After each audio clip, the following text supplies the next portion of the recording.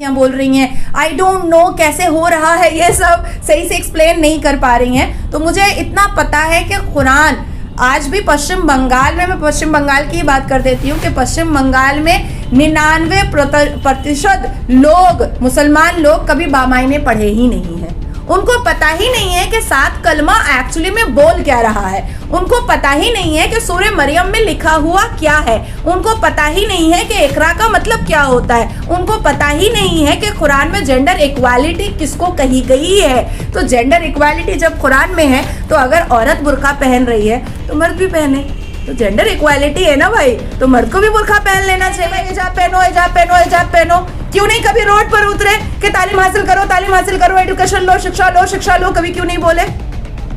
यही मुसलमान मर्द कभी रोड पे उतर के क्यों नहीं बोले कि हमारी बेटियां पायलट बनेंगी, हमारी बेटियां इंजीनियर बनेंगी, हमारी बेटियां जज बनेंगी, हमारी बेटियां डॉक्टर बनेंगी? कभी नहीं बोला। क्यों नहीं बोला? आज हमारे मुआशरे में दलितों से भी पीछे है एडुकेशन में। एडुकेशन के लिए कोई अफरा तफरी नहीं मच रही है, कोई पागलों की तरह नाच नहीं रहा है, लेकिन हिजाब के लिए सब पागल हो गए हैं। हिजाब पहनाना है, हिजाब पहनाना है। क्यों पहनाना है भाई? आप होते कौन है बोलने के लिए? जो लड़कियां, जिन लड़कियों ने ये ख्वातीन के लिए तरक्की, ख्वातीन की तरक्की करने में रुकावट है, इस बारे में आप क्या कहेंगे? नहीं, मैं ये नहीं कह रही हूँ। मैं बिल्कुल भी हिजाब के अगेंस्ट नहीं हूँ। मैं हिजाब के अगेंस्ट नहीं हूँ। जिनको हिजाब पहनना है पहने, बिल्कुल पहने।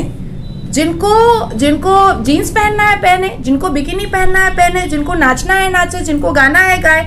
Dance is also an art.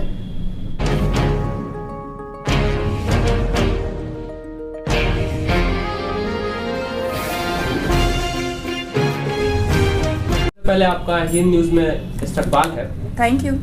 इस वक्त मगरबी बंगाल के कई जिलों में हिजाब की हिमायत में बहुत सारे प्रोटेस्ट और मिছিল, इस पर आपकी क्या राय है बहैसियत मुस्लिम खातून होने के नाते? जो कि निकाले जा रहे हैं, तो आप एज ए मुस्लिम खातून हैं, मुस्लिम फैमिली से बिलोंग करती हैं, तो आप क्या कहना चाहेंगी?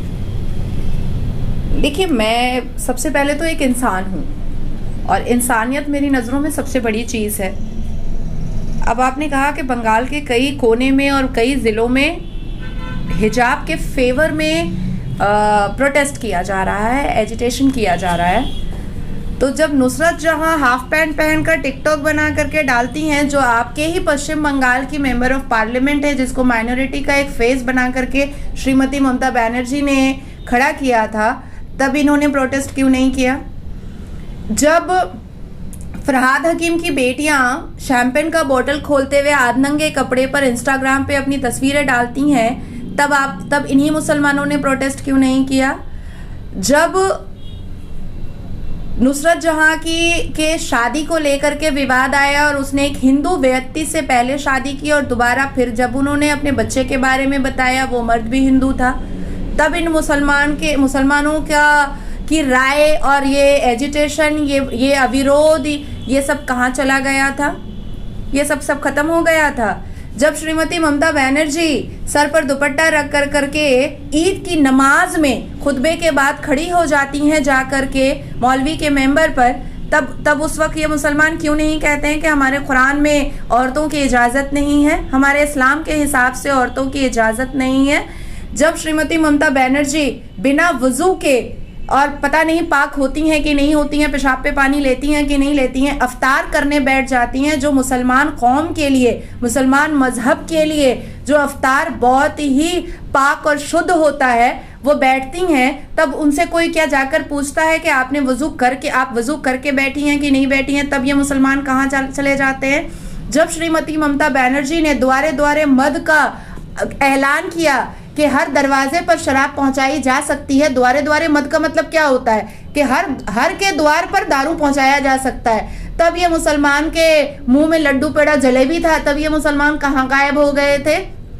सिंपल और सादा सी बात है कि एक स्कूल में, एक कॉलेज में, एक इंस्टीट्यूट में, एक एकेडमी में एक यूनिफॉर्म होता है, जिस यूनिफॉर्म का पालन करना बहुत जरूरी होता है। एक वकील का कपड़ा पहनता है, एक डॉक्टर का कोट डालता है, एक इंजीनियर के हिसाब से रहता है, एक IPS ऑफिसर अपना यूनिफॉर्म पहनता है, एक मरीन इंजीनियर अपना यूनिफॉर्म पहनता है, एक पायलट अपना यूनिफॉर्म पहनता है।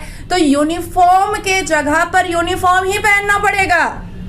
हिजाब पे आप पाकिस्तान में नहीं है, आप दुबई में नहीं है। और अगर पाकिस्तान का हवाला कोई भी मुसलमान दे रहा है पश्चिम बंगाल या पूरे हिंदुस्तान में, तो पाकिस्तान की अदाकाराओं को जाकर के देखिए, आधे नंगे कपड़े पहन करके रहती हैं वहां की एक्ट्रेस, तब मुंह बंद हो जाता है क्या अगर पाकिस्तान का हवाला देना है तो?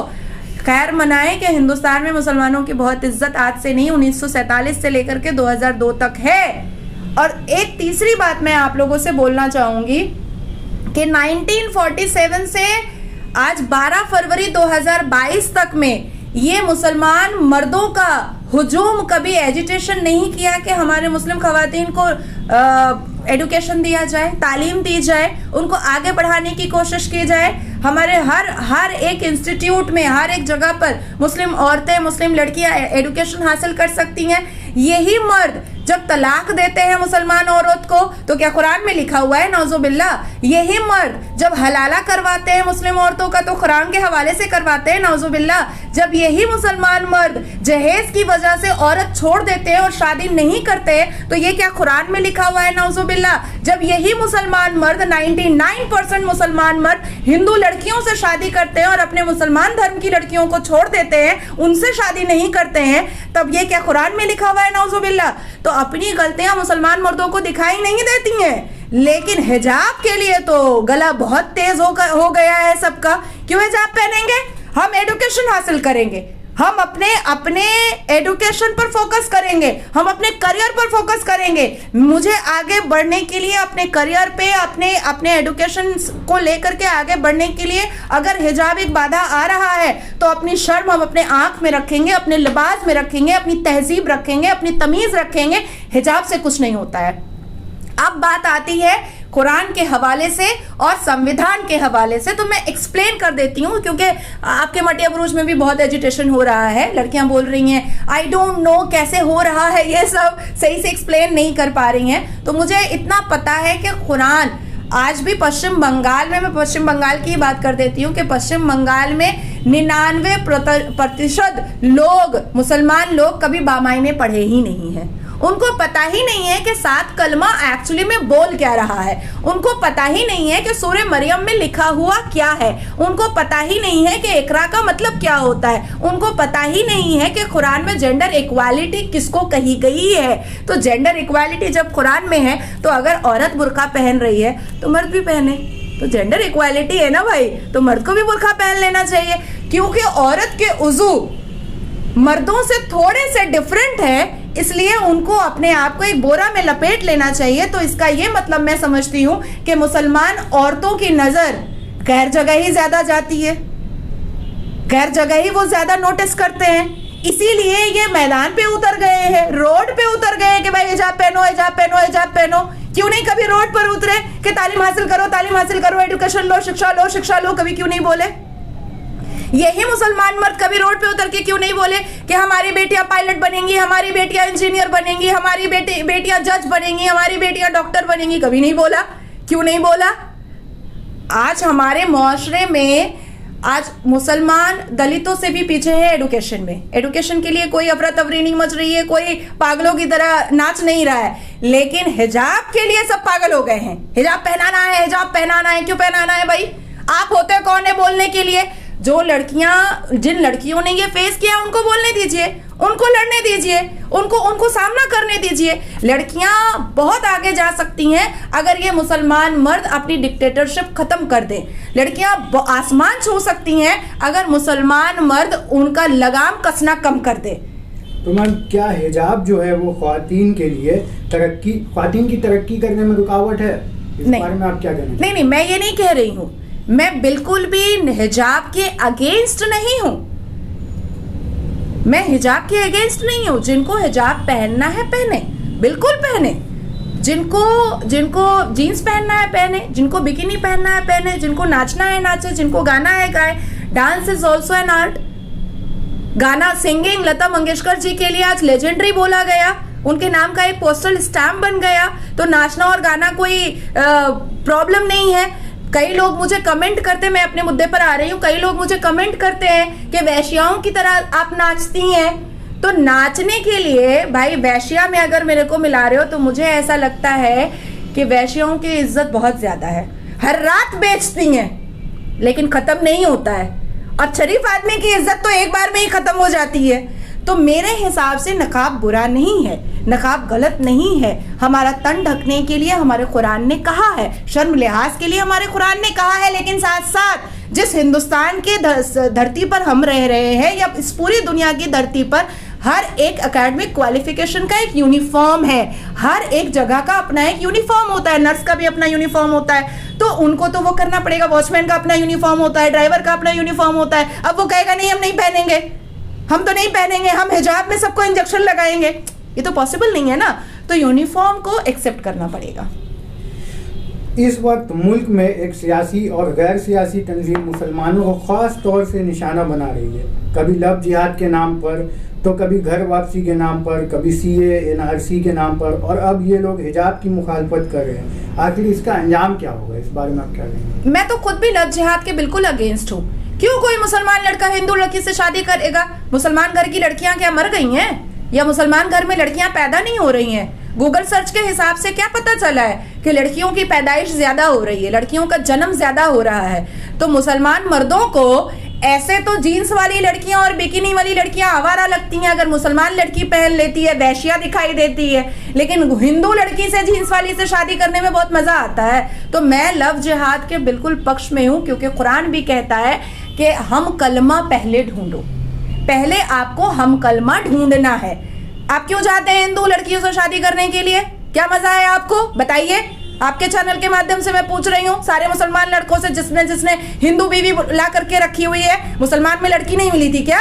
मुसलमान लड़कियां पढ़ी लिखी नहीं होती है, खूबसूरत नहीं होती है क्या? ऐलानिया बोल दीजिए कि मुसलमान लड़कियां स्मार्ट नहीं होती हैं, और जब स्मार्ट होती हैं, पढ़ लिख लेती हैं, तो हम उनको वैश्या घोषित कर देते हैं। तो देखिए, मुसलमानों पे कोई चार्ज नहीं हो रहा है, या मुसलमानों को तोड़ने या मरोड़ने की कोशिश नहीं की जा रही है। कुछ चीजें जो बिखरी हुई हैं उन चीजों को समेटने की कोशिश की जा रही है।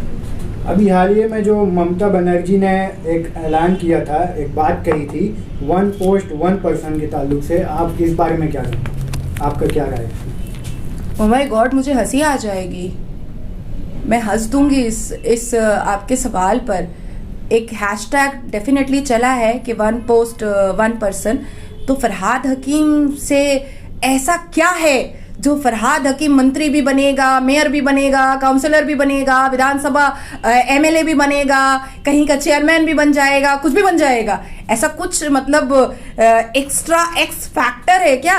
वो नेता नहीं, कुछ मतलब भगवान का रूप है क्या, या किसी और चीज का रूप है? तो मुझे ऐसा लगता है कि अगर श्रीमती ममता बनर्जी को अपने हैशटैग 1 पर्सन 1 पोस्ट पर अगर सही में जाना है, और उनको अपनी बातों पर, अपने ऊपर विश्वास है और अपनी दिए हुए स्टेटमेंट पर, तो इमीडिएटली फरहाद हकीम के बाकी पोस्ट को वो खत्म करें। बहुत बहुत शुक्रिया, थैंक यू।